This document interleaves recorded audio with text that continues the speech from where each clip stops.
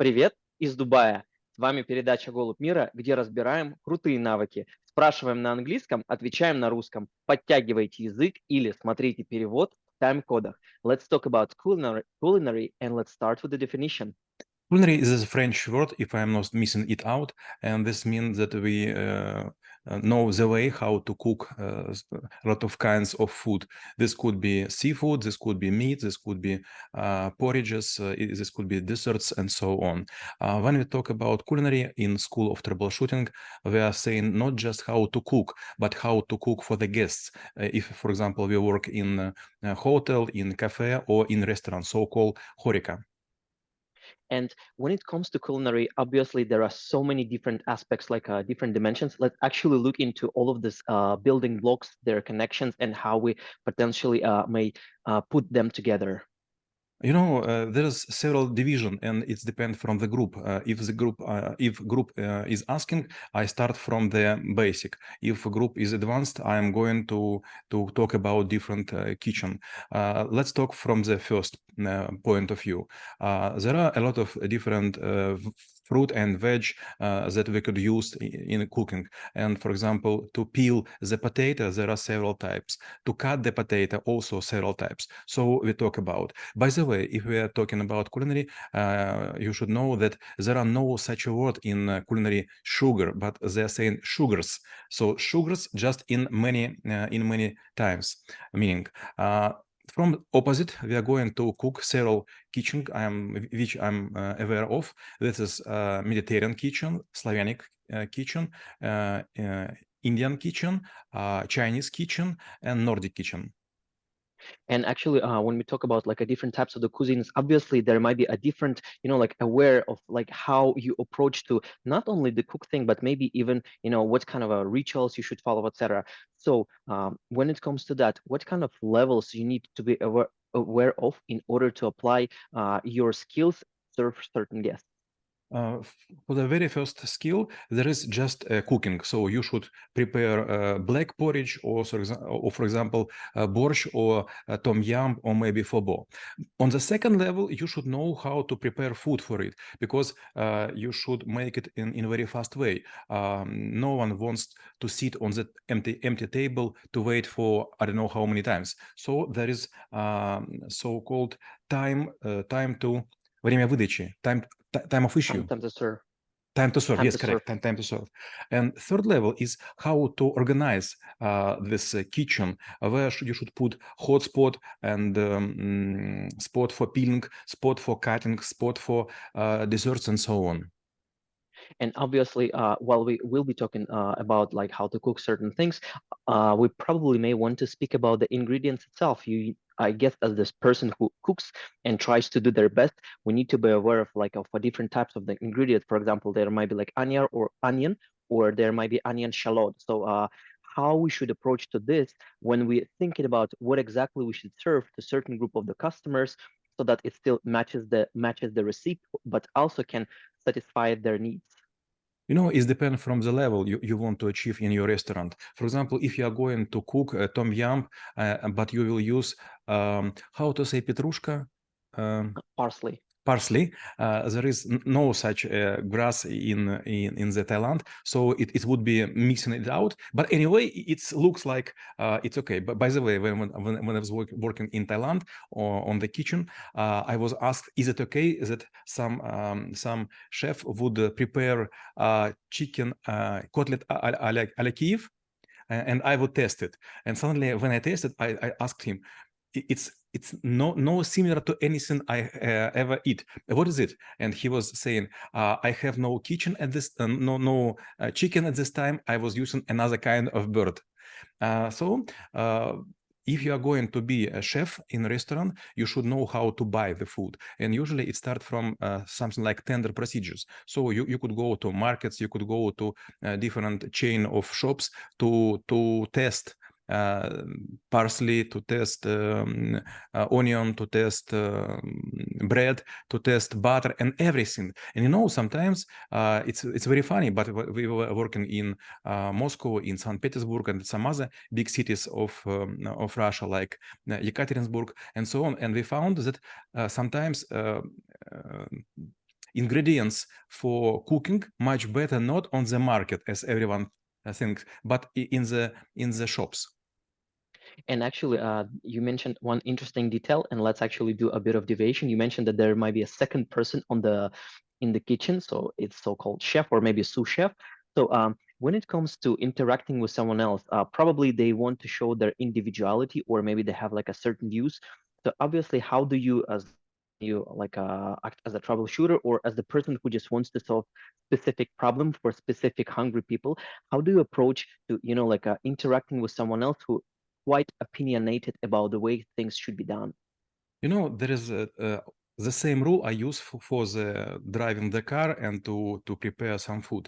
When I am sitting in the car and this car was bought not by me, I am asking for a driver if it is okay to change music or to change climate control and so on. So I never do it alone by myself, just after positive answer. And the same with chef, sous chef, brand chef, and other chefs. There are a lot of like 7 on the kitchen.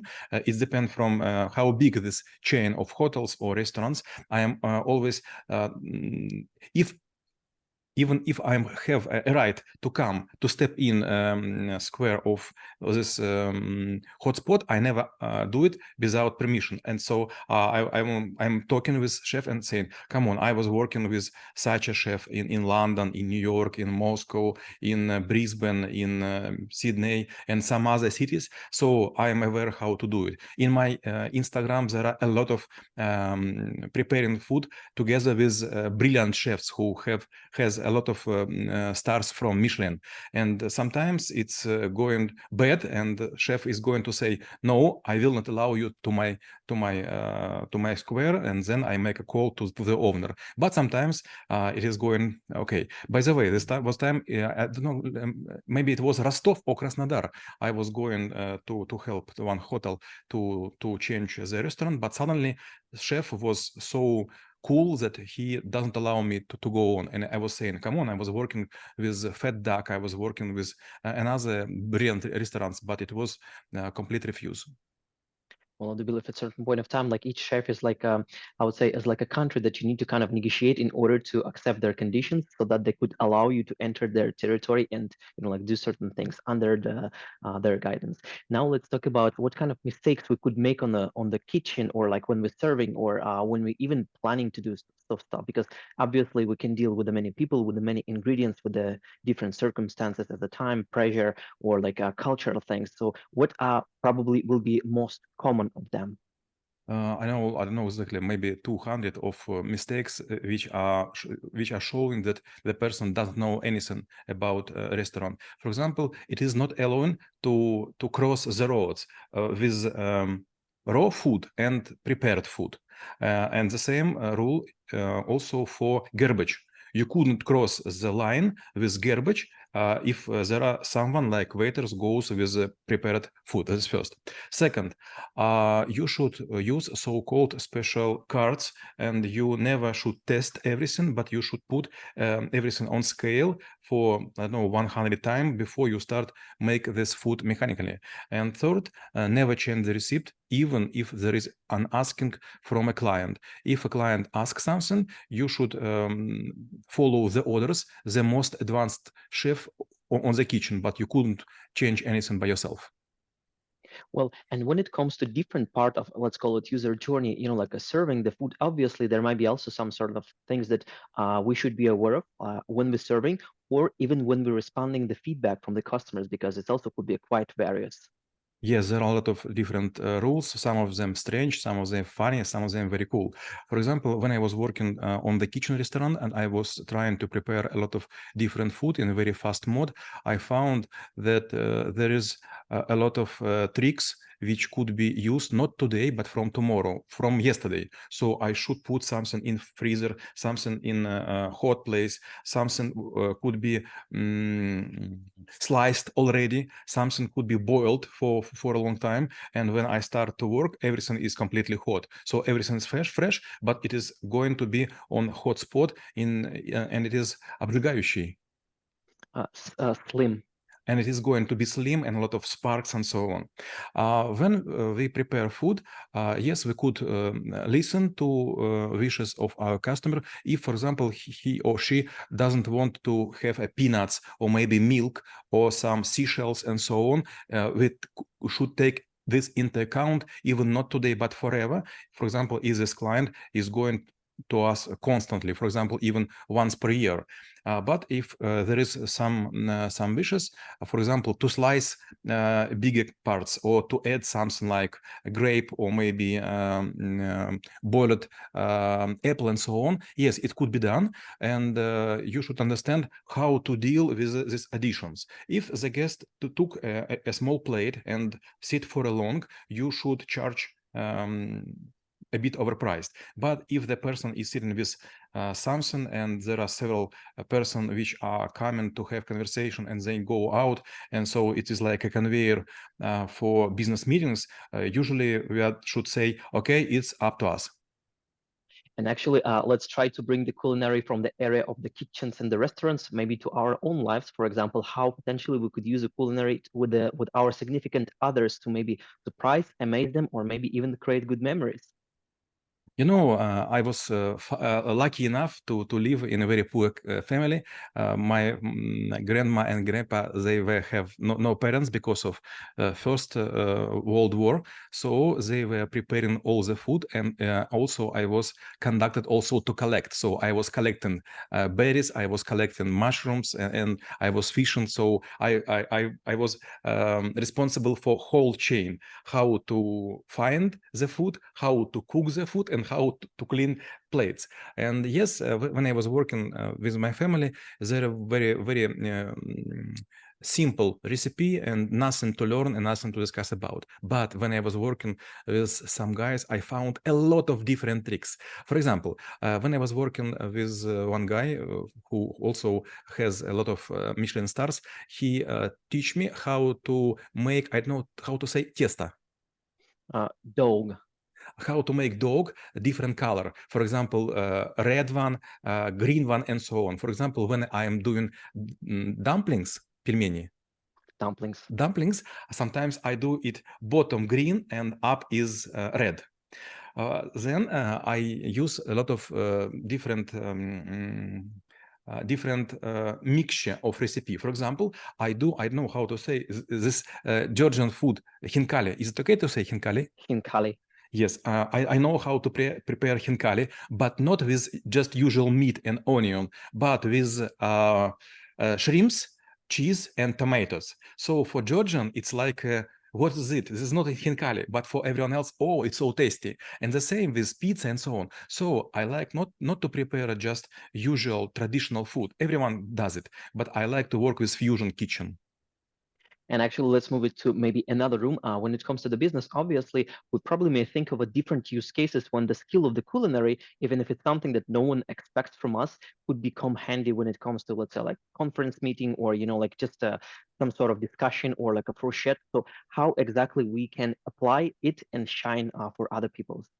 You know, to be honest, you give a brilliant question. You know, to prepare to someone who is sitting on the table and has a special time for business lunch or for romantic dinner, it's not a hard way. But to prepare breakfast, it's very hard. By the way, I was working for several times in a Singaporean hotel. Its name was Maria Bay Sands, and this is, you know better than me that there is a lot of, I don't know, maybe more than 60 floors. How many?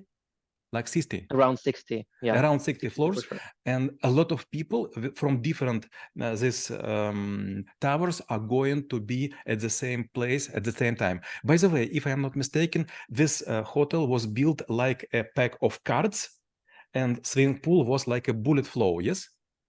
Yeah, it's more like a ship, but bullet as well.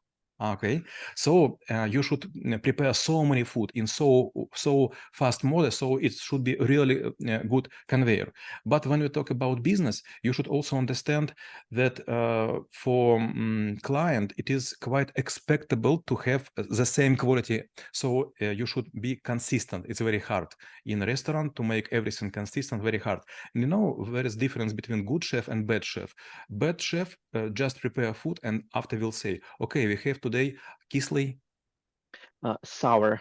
sour tomatoes, so I couldn't do nothing. It's because of our suppliers. But good chef will find some flavors to put on it to make tomatoes as good as it should be.